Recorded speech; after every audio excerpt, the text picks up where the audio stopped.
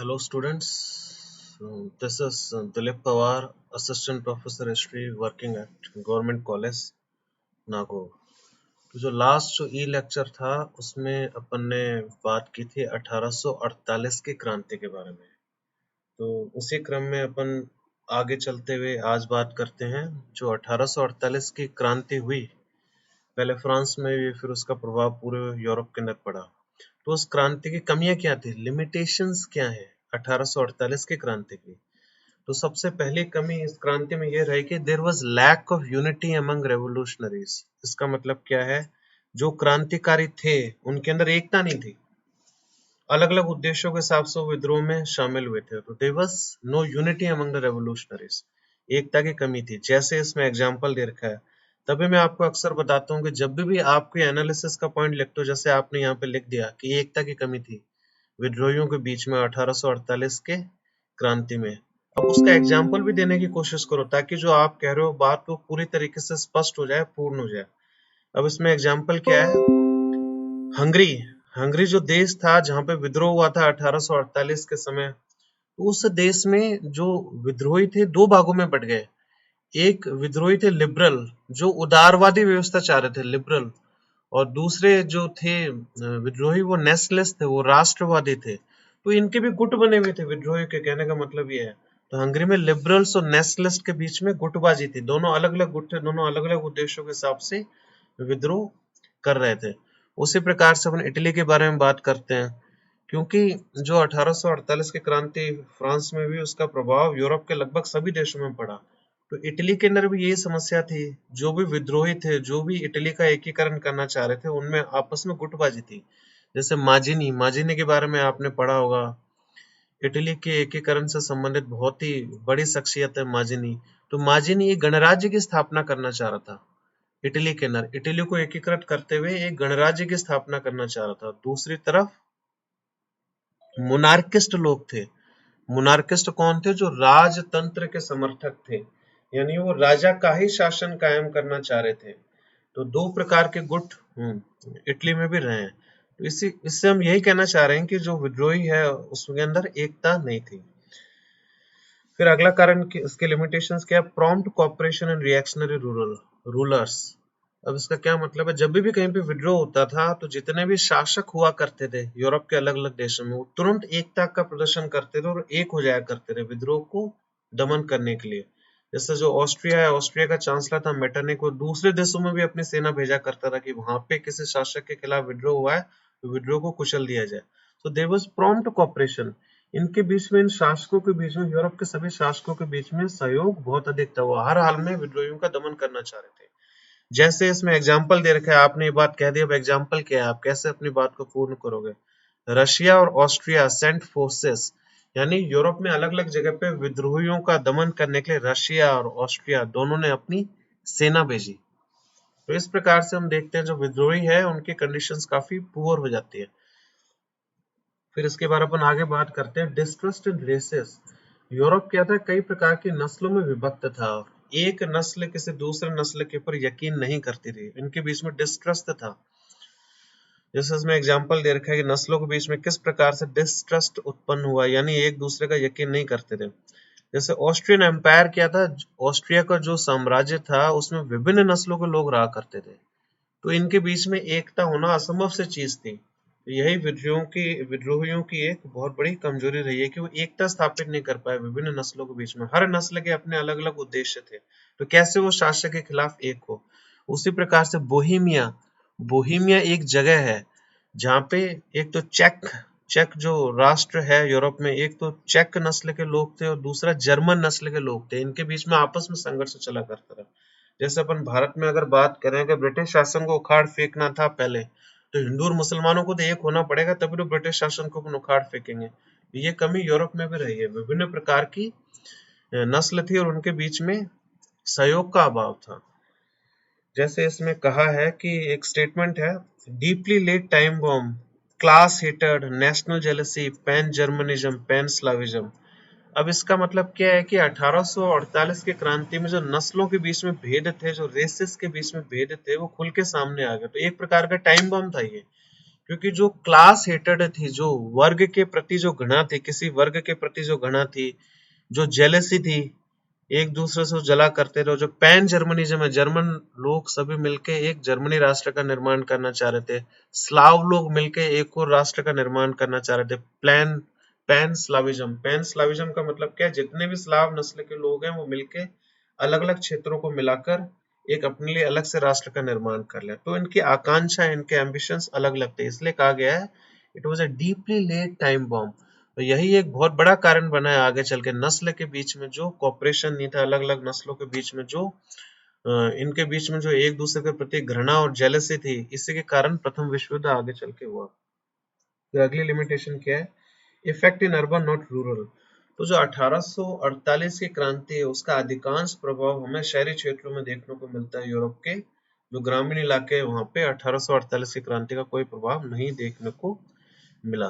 फिर अपन आगे देखते हैं, 1848 year was a turning point at which history itself failed to turn। अब देखो इस प्रकार के स्टेटमेंट है, ये आईएएस मेंस एग्जाम के अंदर आते हैं, इसको थोड़ा गहराई से समझना पड़ता है तब आप इसका आंसर लिख पाओगे। अब इसमें क्या लिखा हुआ है, 1848 एक टर्निंग पॉइंट था, यानी पहले तो आपको अपने आंसर में 1848 की जो क्रांति है उसके सकारात्मक प्रभाव लिखने पड़ेंगे, जिसके बारे में अपन बात कर चुके हैं, 2, 3, 4 आपको टर्निंग पॉइंट है, यानी एक बहुत ही बड़ी घटना थी विश्व इतिहास में 1848 की क्रांति, इसके बारे में आप लिख सकते हो, अपन बात कर चुके। अब उसके अगले सेक्शन क्या लिखना है आंसर के, at which history itself failed to turn. ये एक बहुत बड़ी घटना थी लेकिन इसने कोई व्यापक प्रभाव नहीं छोड़ा दुनिया के ऊपर। History itself failed to turn, यानी जो आकांक्षाएं थी, जो होप थे, जो एस्पिरेशंस थे, जो चाह रहे थे इस विद्रोह के माध्यम से, वो लोगों को नहीं मिल पाया। यानी अब अपन को कमियां लिखनी है, पहले पॉजिटिव साइड लिख दिया अपन ने कि बहुत बड़ी घटना थी, उसके बाद अपन ने इसका नेगेटिव साइड लिख दिया। नेगेटिव साइड क्या है, विभिन्न नस्लों के लोग यहाँ पे रहा करते थे, इनके बीच में डिस्ट्रस्ट था, एकता नहीं थी इनके बीच के अंदर, तो यही सब पॉइंट मिला के आप एग्जाम्पल दे सकते हो ये सारे। तो अपन को दोनों यहाँ पे आपको 20% अपन स्टेटमेंट को अगर अपन पढ़ेंगे यहाँ पे आपको 20% ही फोकस रखना है। Was a turning point, 2-3 point बता के खत्म करो। यहाँ पे आपको 4-5 पॉइंट बताने हैं क्योंकि ये ज्यादा आंसर डिमांड कर रहा है कि at which history itself failed to turn. तो बहुत बड़ी एक ऐतिहासिक घटना बनने से चूक गई। कैसे चूक गई, क्योंकि नस्लों के बीच में आपस में इनके बीच में एकता नहीं थी। फिर अपन आगे बात करते हैं 1830 की क्रांति और 1848 की क्रांति, इनके बीच के अंदर अंतर क्या है, क्योंकि दोनों क्रांति अपन जानते हैं पहले फ्रांस में भी, उसके पश्चात यूरोप के अलग अलग क्षेत्रों में, अलग अलग देशों में फैल गई। तो 1830 की क्रांति में क्या खास बात देखने को मिली, तो ये जो 1830 की क्रांति हुई अपन पढ़ चुके हैं, इसके बारे में आप पुराने वीडियो देखोगे तो आपको पता लग जाएगा जो 1830 की क्रांति से संबंधित मैंने बनाए।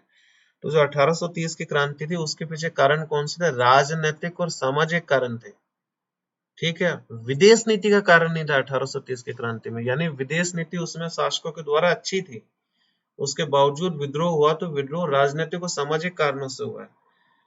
और यही अपन बात करें 1848 की क्रांति में, तो यहाँ पे सामाजिक और राजनीतिक कारण के साथ साथ आर्थिक कारण भी जुड़ गए 1848 की क्रांति में, क्योंकि आपको पता है 1848 की क्रांति में सोशलिज्म का एंगल आ गया, यानी समाजवाद की विचारधारा इस समय काफी प्रबल हो चुकी है। तो समाजवाद की विचारधारा भी एक कारण है जिसके कारण जो मजदूर लोग है और जो आम जनता वो एकत्रित हुए शासक के खिलाफ। फिर और क्या डिफरेंस है, 1848 की क्रांति में जो शासक था फ्रांस का, उसकी जो विदेश नीति थी वो बहुत कमजोर थी, यानी फ्रांस को कई जगह पे मुंह की खानी पड़ रही थी, उसकी विदेश नीति को कामयाबी नहीं मिल पा रही थी। ये कारण केवल 1848 की क्रांति से संबंधित है। 1830 में विदेश नीति अच्छी थी, लेकिन 1848 की क्रांति के समय में शासकों की विदेश नीति भी खराब हो गई, खासकर फ्रांस की अपन बात कर रहे हैं। क्यों, क्योंकि फ्रांस में ये विद्रोह सबसे पहले हुआ था।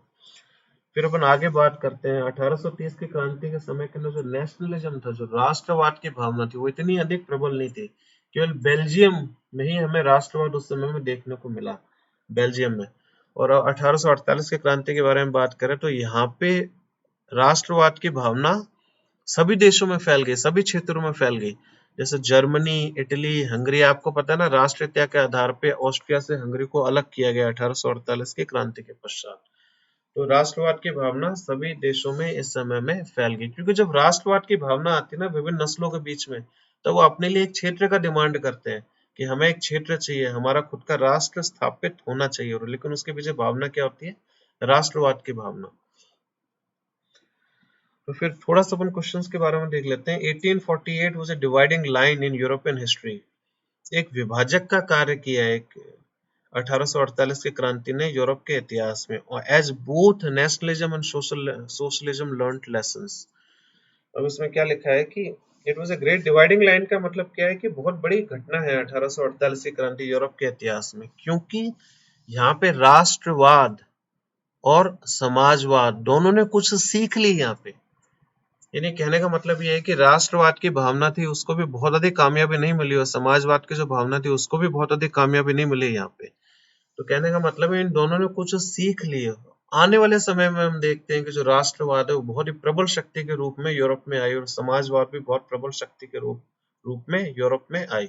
अब राष्ट्रवाद है, यहाँ पे कैसे राष्ट्रवाद ने अपने लेसन से सीखे, कुछ सीख सीखे 1848 के क्रांति में। जैसे आप जानते हो, दो ही एग्जांपल आएंगे, इटली और जर्मनी। इटली और जर्मनी के लोग एकीकरण करना चाह रहे थे। 1848 की क्रांति जब फ्रांस में हुई तो उत्साहित हो गए यहाँ के जो राष्ट्रवादी लोग थे, उन्होंने इटली और जर्मनी के एकीकरण करने का प्रयास किया, लेकिन उनको इस समय में कामयाबी नहीं मिली। तो उन्होंने क्या सीख ली इटली और जर्मनी के जो राष्ट्रवादी लोग थे, जैसे बिस्मार्क था जर्मनी का, तो अब वहां के लोगों को समझ आ गया कि अगर हमें जर्मनी का एकीकरण करना है तो हमें ताकत चाहिए, हमें सैनिक सहायता चाहिए, हमें सैनिक शक्ति में इजाफा करना पड़ेगा, हमें युद्ध लड़ना पड़ेगा, हमें ऑस्ट्रिया को आखिरकार हराना पड़ेगा, फ्रांस को हराना पड़ेगा, तब जाके हमारा हमारे क्षेत्र का एकीकरण हो पाएगा।